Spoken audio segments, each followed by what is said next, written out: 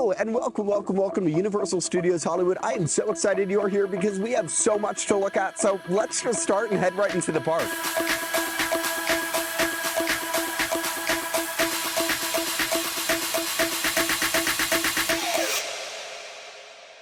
But before even heading into the park, I do need to note this giant tower, which was covered up in scrim just a couple weeks ago, has been uncovered, and there's nothing we can tell. Wait, I do want to check out a couple things over at Universal CityWalk Hollywood before we head into the park, so let's check that out now.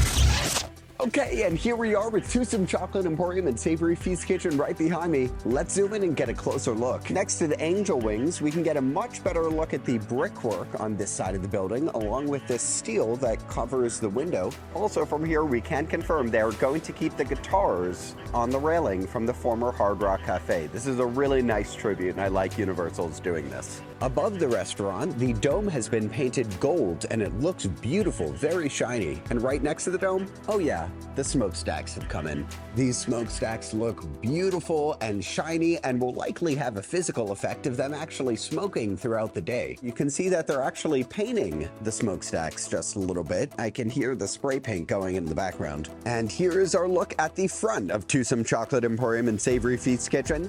And I mean, it looks done, really. We're just waiting on a big scenic element on top of the arch over there. And you can see we're gonna get some sort of scenic element over here on the right side, over where those brackets are gonna be. Right in front, you can see what the old Hard Rock banners used to be, that silver color next to the black ones on the right.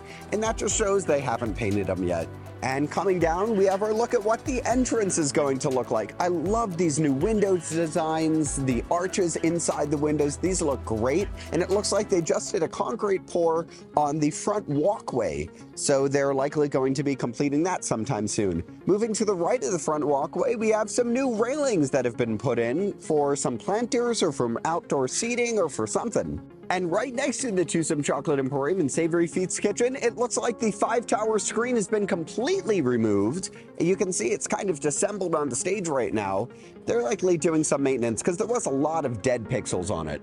Looking here at the former Starbucks location, that sign is still not gone, which is still leading me to believe this is going to become a future Starbucks location on CityWalk or replace the temporary one on top of Antojitos. And while I wish this was different, unfortunately our last CityWalk update is that we have no update to the Super Nintendo World store other than it's just coming soon. I did look through the windows and it looks like it is 100% ready to open, at least in that all of the merchandise is sitting there. So there's a good chance that it'll be open by the time this video is posted.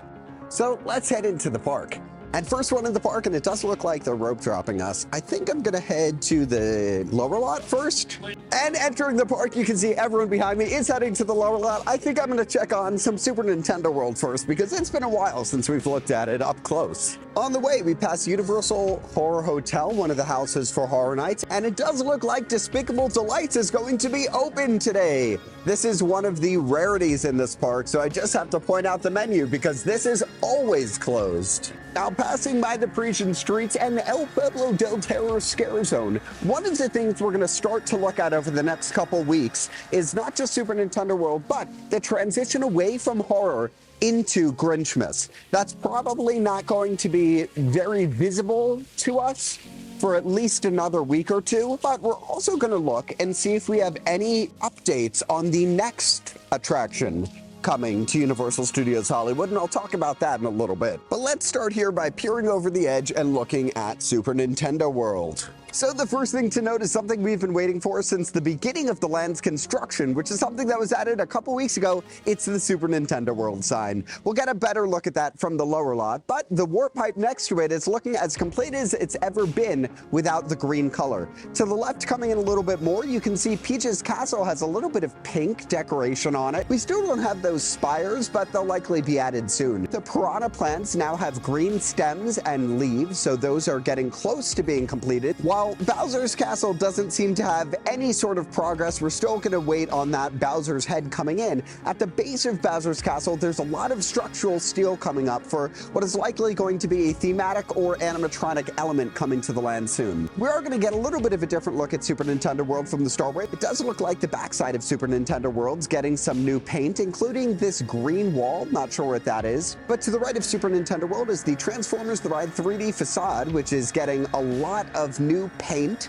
It looks beautiful up close, and we'll get a better look at that from the lower lot. Right behind Super Nintendo World, those back sound stages seem to be completely painted. We're still waiting on the numbers to be added to the side of the buildings to designate what sound stage they are, but oh my goodness, this is huge. The former commissary area, which was just a dirt pit a couple weeks ago, is now a multi-story building. Looking up close, you can see inside the building just a little bit, and it looks like some of the walls are slanted. Now, I can't tell if these are just weird looking supports or if this is just going to be maybe a giant IMAX screen on the inside. I don't know what this is going to be, but you can see just how quickly it's grown in the last couple weeks. Of course, to the left of that, we also have the Universal Creative Campus, which has gotten a lot bigger as well. Now, every time I leave the former smoking section, I do have to say, do not smoke, it kills you. Now, before we even head to the lower lot, I do want to thank you guys for your patience with me, as it's been a little while since I've uploaded a construction update. I did go to Not Scary Farm last weekend, I went to Horror Nights the weekend before, and I'm even going to Fright Fest tonight at Six Flags, so it's just been a lot going on, and I haven't had enough time to do updates, but don't worry, they're going to start to get a lot more regular soon. Speaking of Horror Nights, there's going to be a lot more content coming up in the channel from Horror Nights and from Scary Farm, including the Puppet Up show at Not Scary Farm, where I was chosen to be on stage and puppet a puppet. Crazy stuff. All of that's coming in the next couple weeks. Now, heading down the Starway, we do have to mention at least rumors, because there have been a lot of rumors swirling around about something that is coming here to the Starway location and possibly replacing some things in the upper lot and the lower lot soon. Until we start seeing demolition and ground clearing, I'm not going to talk about rumors on this channel. Now, here we are looking at Super Nintendo World. I still have no idea what that structural element's going to be outside of Bowser's Castle. Our layout's very different from what Japan's and Orlando's is going to be. Also, from up here to the left of Super Nintendo World, we can get a much better look at whatever that structure is going to be that took over the former commissary. We can see it is at least going to be 3 stories. No idea, but it does have some sort of curvature to it. Way to the right of Super Nintendo World, our stage is 24, and I don't really know what stage this is because it's covered up. But these are stages that are being completely repainted to match the new paint scheme of the Universal Backlot. On the way to the lower lot, look how beautiful Super Nintendo World looks. But we're not talking about that. Let's talk about the Mummy Show building, which has a brand new poster for Megan in theaters January 13th. This looks to be a horror movie. This view, looking at the top of Super Nintendo World heading into the lower lot, it just never gets old. This is awesome. You know what else never gets old is watching people get wet on Jurassic World. Wow, timed that one perfectly. Now, next to Jurassic World is the Character Shop, featuring Super Nintendo World merchandise, where we have a couple new items, including this blue t-shirt, where we have a couple different size options, and it also comes in a tote bag, which is really cool. I'm a big Boo fan, so I love this. This also might be new, this no-shell metal tin sign.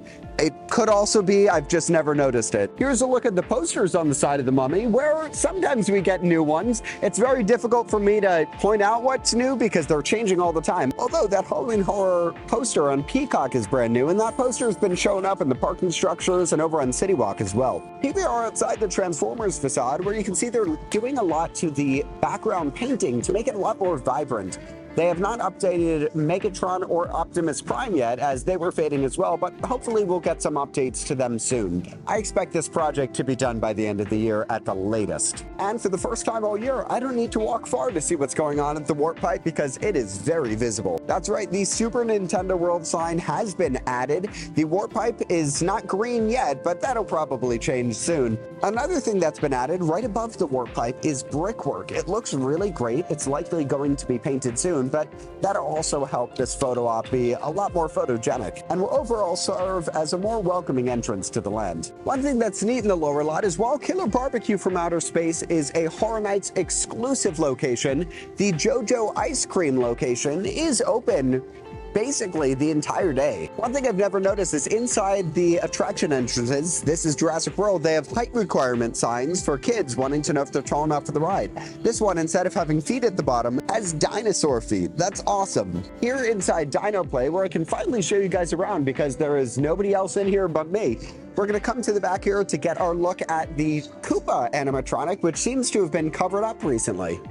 Here inside Jurassic Outfitters, I do want to note that while Orlando has discounted a lot of their Horror Nights merchandise, even by up to 30%, We have not started to do that here in Hollywood, although that's likely going to start happening soon as we get closer to Halloween. I also wanted to point out this shirt, which has a Chupacabra on it. The Chupacabra is for the Fiesta del Chupacabra over in Orlando, so we're getting all of their stuff here. Now, the park opened about 40 minutes ago. Here is a look at some of the wait times right now in the park. Nothing too long. The longest attraction in the park, strangely enough, is Ollivanders at 40 minutes. This typically happens when there's a lot of tourists in the park and they all rush to the Wizarding World of Harry Potter, not knowing that they should be going to the Simpsons or the lower lot first. Halfway up the Starway, you can see just how cloudy it is here in the valley this morning. Back on the upper lot, I don't think I'm going to do the studio tour today just because there's not really much updates. A lot of the stuff we were following was the backside of Nintendo, which is basically complete, and the development of Halloween Horror Nights, which is open. So we're going to come back in a couple weeks once we start seeing the takedown of Horror Nights and once we start seeing a little bit more progress on the creative campus, especially following up the walls. But I do want to head into the Wizarding World of Harry Potter because since I'm not doing the studio tour, I do have to get at least one attraction in today. Now, right here is supposedly that 40-minute Ollivanders queue. Considering they're only using one part of it, it's supposed to go all the way back here for the extended queue. My guess is that it's probably only about 5 or 10 minutes. They might only be using one showroom, which is why it's so short. Now, I feel like I have to do Harry Potter and the Forbidden Journey. It's showing a 35-minute wait right now, but I do have a single rider, so I'm gonna head and do that. Okay, leaving Harry Potter and the Forbidden Journey. That is such a great ride. I always love going on that attraction. I'm actually gonna finish the video here because we don't really have many other updates to look at today. We had a lot of stuff to look at CityWalk, Super Nintendo World, the lower lot construction. I gotta go on a ride, which made me happy. We have a lot more coming next week, and stay tuned on the channel because I have Horror Nights videos, Scary Farm videos, and soon to come Fright Fest videos from Six Flags. So thanks so much for watching this one. I'll see you guys in the next one.